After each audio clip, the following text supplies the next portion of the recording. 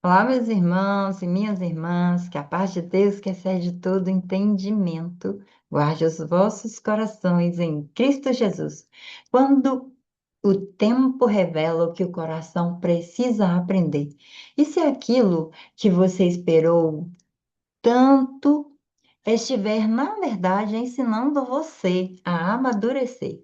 Já pensou nisso? Talvez tudo que você está esperando é só uma lição para a sua vida, para que você possa, sim, amadurecer como cristão, como filho de Deus. Nosso texto hoje, Gênesis 29. Então pôs-se Jacó a caminho e foi à terra do povo do Oriente. E olhou, e eis um poço no campo, e eis 3 rebanhos de ovelhas que estavam deitados junto a ele. Porque daquele poço davam de beber aos rebanhos, e havia uma grande pedra sobre a boca do poço. E ajuntavam ali todos os rebanhos, e removiam a pedra de sobre a boca do poço, e davam de beber às ovelhas, e tornavam a pôr a pedra sobre a boca do poço no seu lugar. E disse-lhe Jacó: Meus irmãos, vão de sonhos? E disseram: Somos de Harã. E ele lhes disse: Conheceis a Labão, filho de Naor? E disseram: Conhecemos. E disse-lhe mais: Está ele bem? E disseram: Está bem. E eis aqui Raquel, sua filha, que vem com as ovelhas. E ele disse: Eis que ainda é pleno dia, não é tempo de ajuntar o gado.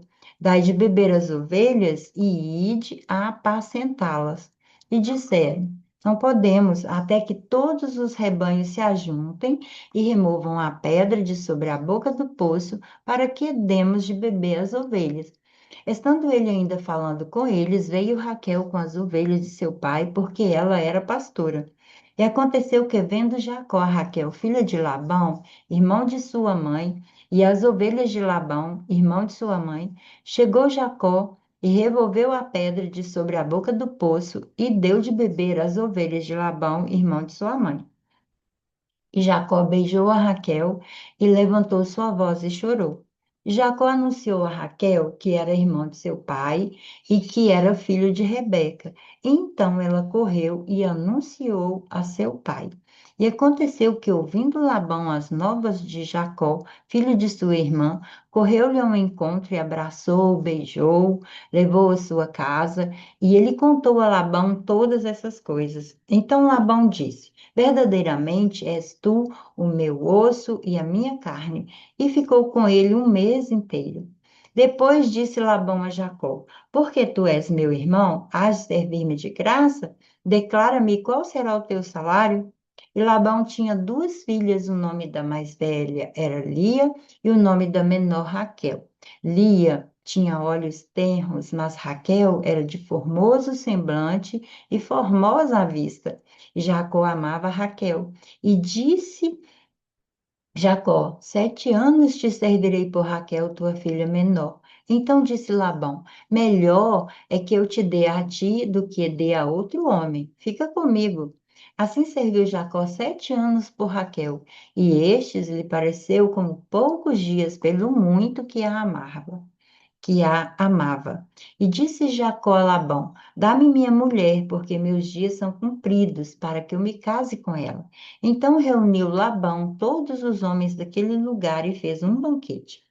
E aconteceu à tarde que tomou Lia, sua filha, e trouxe a Jacó, que a possuiu. E Labão deu sua serva Zilpa a Lia, sua filha, por serva.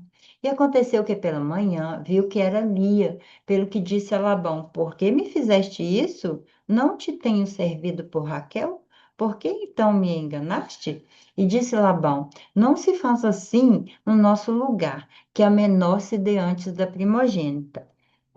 Cumpra a semana desta, e então te daremos também a outra, pelo serviço que é ainda outros 7 anos comigo servireis.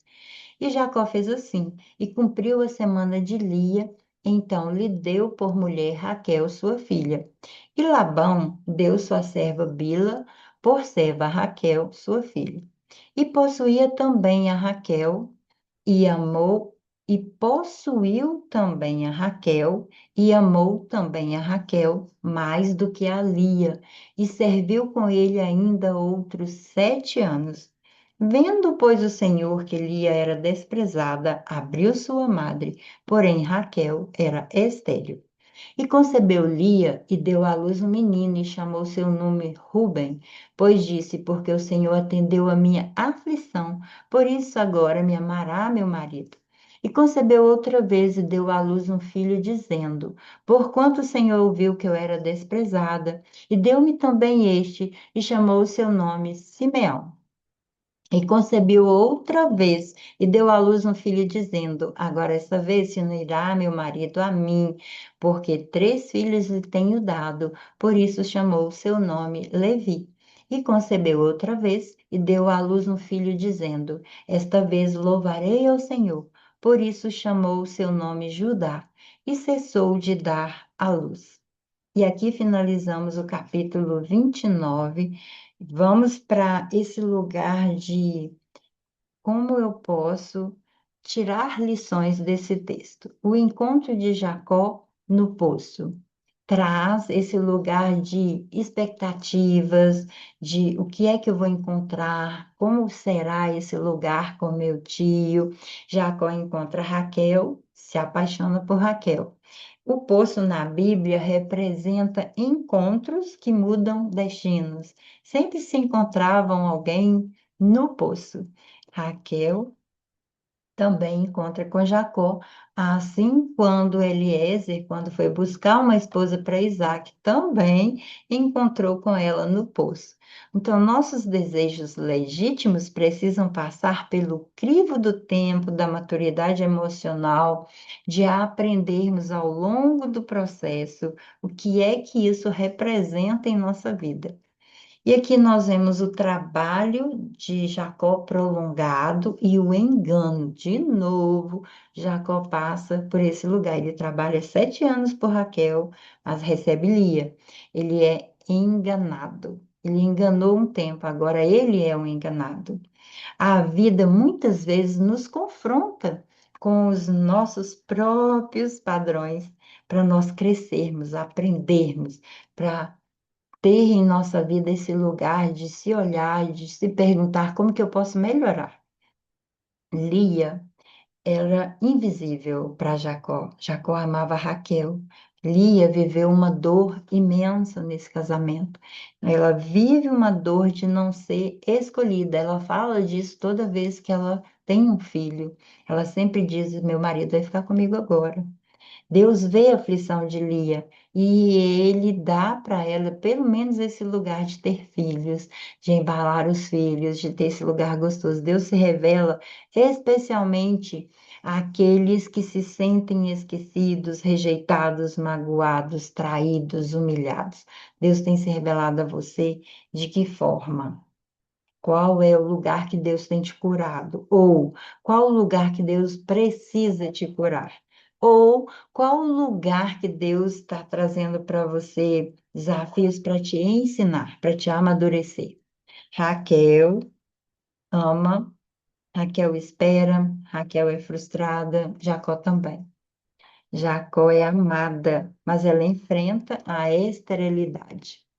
A Raquel é aquela que Jacó ama, mas ela não lhe dá filhos. E esse texto mostra que o amor humano não substitui o propósito divino. De forma nenhuma.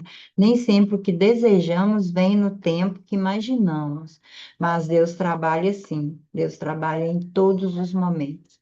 Como é que eu aplico isso em minha vida? As expectativas, elas precisam ser alinhadas ao nosso propósito, mas também aos propósitos de Deus.